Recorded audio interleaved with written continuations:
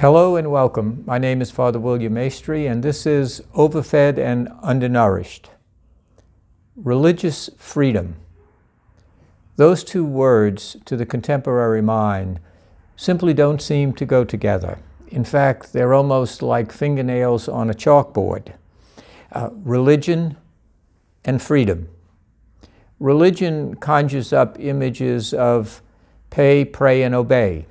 Rules, regulations, an absence of freedom, simply a kind of blind obedience walking in lockstep from some outside authority that dictates how one is to think, how one is to act, and what one is to believe. On the other hand, we have liberty or freedom. Freedom in the contemporary setting is understood as the ability to simply do as one pleases or one wills to do, without any kind of external compulsion or coercion. One is simply autonomous.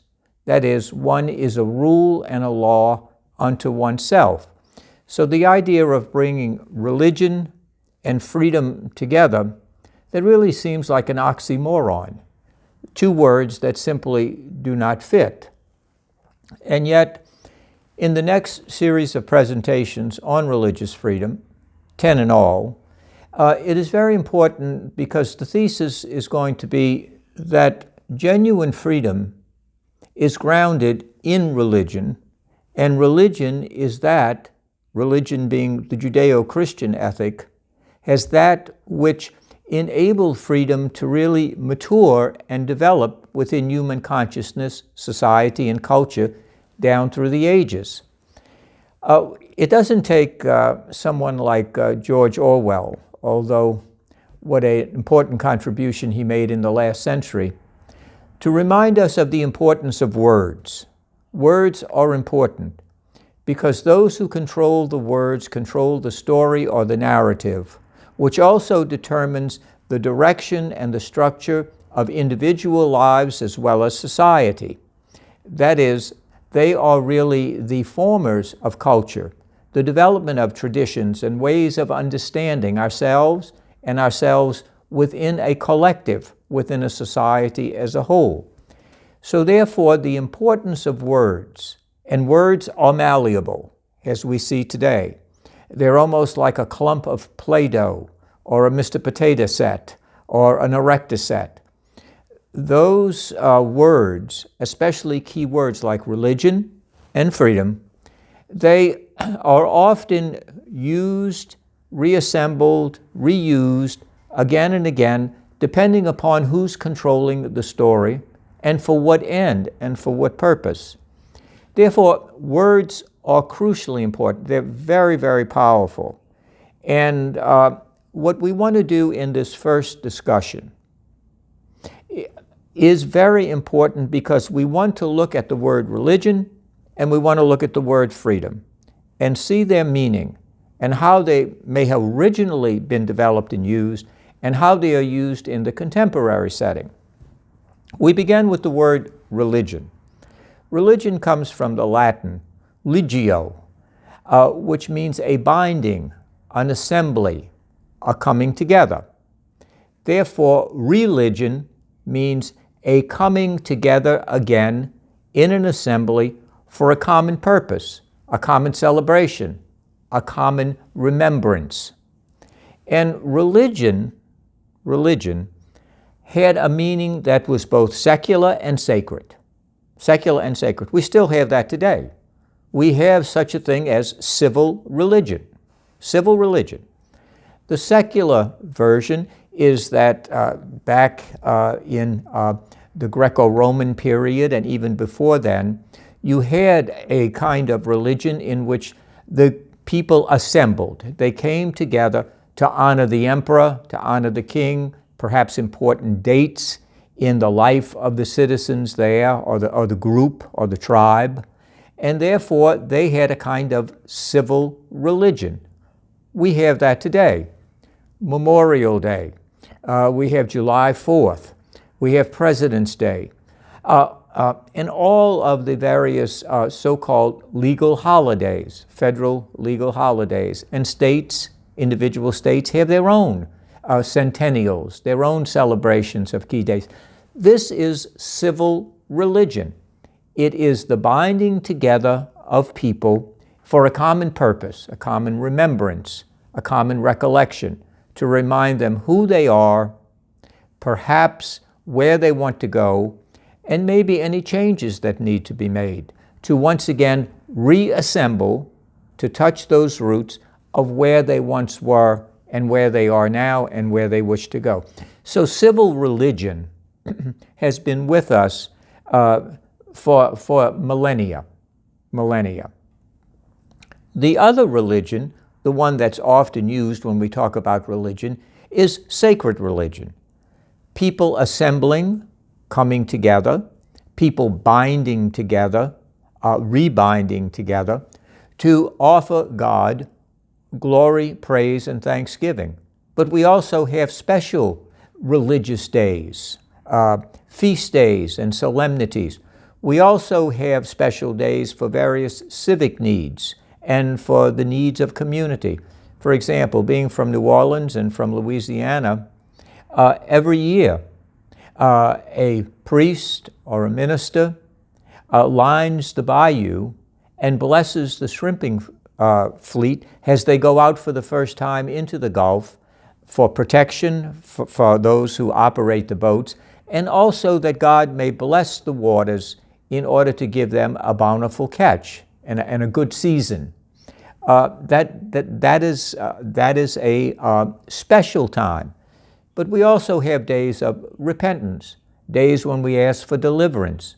It was not uncommon during World War II, for example, for the president and various civic leaders to invite the country to engage in the great struggle against the evil that was Nazism, to stand up to communism, and the various other things that, in fact, affect freedom and a decent, good way of life.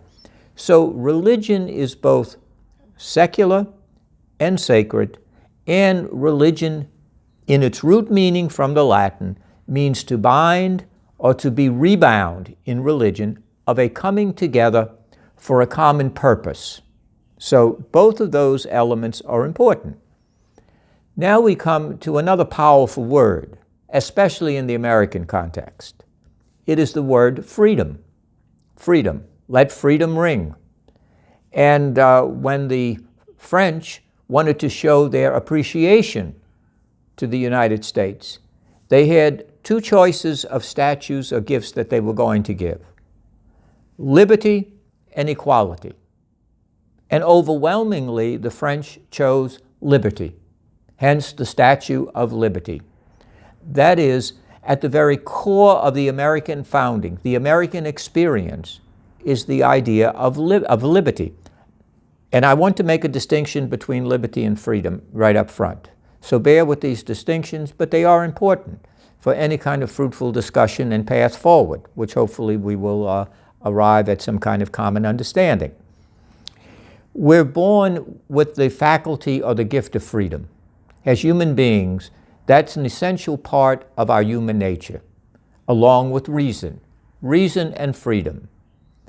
The way in which we exercise that faculty or that power of freedom, that determines liberty, because a person can make free choices, often do make free choices, and be in a terrible situation of slavery, bound to their passions, bound to the whims and ebbs and flow of cultural fads, the peer group, what the neighbors will think.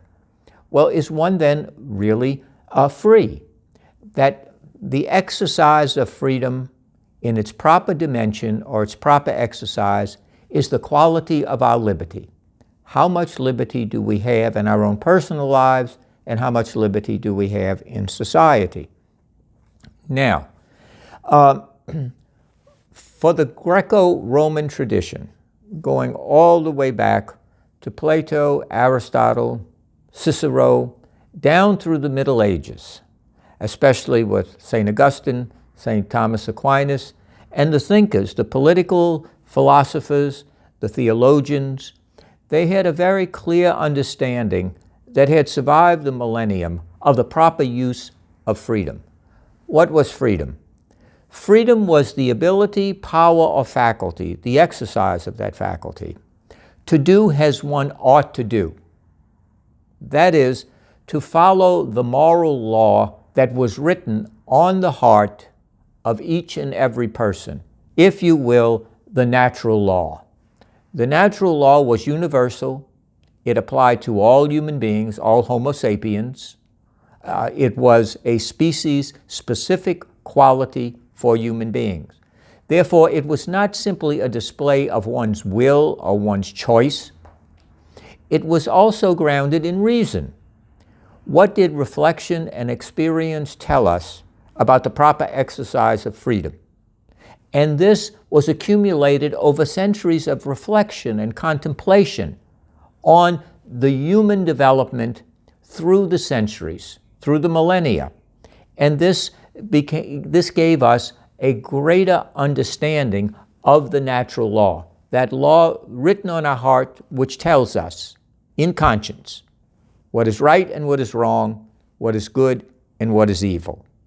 And that faculty would be formed and developed first and foremost within the family, then within the larger community, and then the nation as a whole, because laws would reflect that natural law that was written on the heart. But freedom was the ability to make those choices that conformed, yes, obeyed, followed, not a law that I made for myself, by myself, but a law that reason was able to discover by reflection, self-reflection, and reflection on the experience of others and learning from history, what it taught about human nature. So freedom was not simply choosing, as if choice is the end all. People today say freedom of choice, period.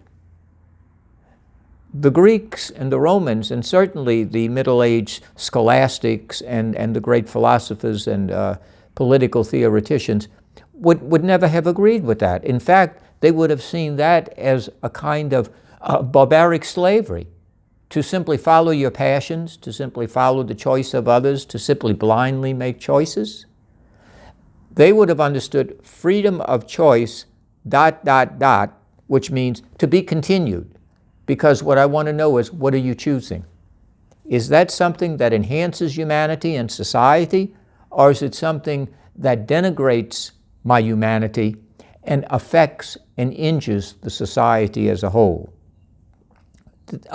In the contemporary world, though, and this really began with the scientific revolution and the Renaissance and the Reformation in the 15th and 16th century down to the present day, freedom came to be understood as the ability or the power to simply determine for myself, by myself alone, what is right and what is wrong for me. No one outside of me can tell me what to do, what to think, how to act, none of those things. In other words, freedom is now understood as simply the exercise of the will. And anything that frustrates or stops that, such as authority, any authority, is looked upon as a hindrance, as something bad. The only authority that I recognize is my own authority that comes from within me.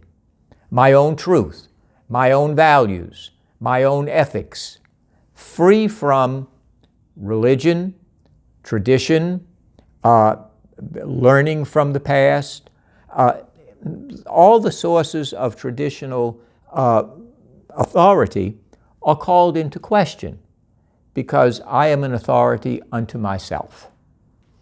And this is a very, very different view. And we see it in society today. Who are you to tell me how to act? Who are you to tell me what to think and how to behave? Because you are to determine your own ethics and your own morality. I determine mine. The problem with that is what happens when my ethics and my laws and my morality clash and infringe on your ethics and your morality. Well, once upon a time, we used to walk away from each other at 10 paces, turn, and shoot pistols. Often today, what we do is we get lawyers and go to court. That's what we do. We become a litigious society because there is no shared understanding of right and wrong, good and bad, how to behave. There are no shared public philosophy or public morality because each person walks under their own umbrella of private meaning, private truth, private moral codes. What this leads to, of course, is a kind of individualistic relativism in which I'm simply answerable for myself to myself, and others have to figure out for themselves what they ought to do. Is this really a public philosophy, a glue or a stuff that reassembles the society? Or do we each live in our own kind of private little islands of meaning? That's the difficulty today. Is with that notion of freedom, there is a fragmentation, what we might call an atomization. Each person is a universe unto himself or herself. And the question is, how does the whole ever come back together to form a society, a culture, and to pass on to those who come after us? That's the great challenge in a hyper-pluralistic society and an individualistic and relativistic society such as we have today. The other philosopher that I would like to reference to you comes from not so far in the past. In fact, comes from the 20th century. His name is Isaiah Berlin. And Isaiah Berlin was a very influential philosopher in the 20th century who thought a great deal about this notion of freedom. And he wrote many books about it, gave many, many lectures, and taught many courses on the subject of freedom. And he said, in reviewing the discussion of freedom throughout history and down to the present day, there are two modes of freedom, and we're all familiar with them. There is the negative freedom, freedom from. That is, I am free from all external restraints and constraints that inhibits the expression of my will or my feelings or my emotions. Again, I am autonomous. So anything that tries to, in some kind of way, shape, or form, impinge or hinder my self-expression as if the self-expressing itself becomes kind of infallible, unquestioned. We see that, don't we, every day? Well, that's the way I feel. Well, that ends the conversation. After all, we can't argue about how you feel. The trouble is about what you feel may be quite destructive to me or to society. But then again, I'm not in a position, since there's no authority, and everyone is equal in their own authority. Well, who really determines what is truly good and true and beautiful? Well, each individual left to himself. This is quite an atomistic and very fragmented and isolated understanding of any kind of shared life. So this is a negative freedom. I'm free from. Isaiah Berlin, Professor Berlin, says that freedom, a degree of that freedom is necessary so that new thinking and new ways of living can indeed develop, new ways of understanding, and so on, all to the good. The problem with that, though, is that freedom from is a very, very inadequate way to determine freedom going forward. The second mode of freedom, not only freedom from, but the question is free for what? What are you free for? I hear people often in politics and often in religion and in other quarters of society, they have a long list of what they're against, what they're opposed. I'm opposed to this, I'm against that. I'm not this person. Vote for me, I'm not him. Follow me because that's bad, that's bad, that's bad. Well, at some point, though, the human person, especially young people, They began to say, that's all fine and good, but what are you for? What is your vision? What are you holding out for me so that I can live forward? I can live in hope. I can be productive. I can have a zest and an adventure to life. To know what I'm simply free against or want to get rid of, that is, in a large sense, destructive. It is the deconstructionist approach. But what is constructive? And that's always the challenge and the hard part. Leaders are able to articulate not simply the oppression or simply the obsolete or out of date, but also what is that future that one envisions. And the vision of a leader is crucial. The Bible tells us where there is no vision in the land, the people perish. And that's true across the board. So freedom and religion are two very important and very powerful words. And it is going to be, again, the thesis that we will develop as we look into the remaining 9 presentations on religious freedom, in which we'll touch a number of issues. How these two actually are not separate. They're not like oil and water, but they really co-join. They're complementary to help us not only individually, but also as a society and as a culture, that freedom and religion and freedom really work together for the common good. In our next presentation, we are going to begin to lay the foundation based upon this understanding of freedom, understanding of religion.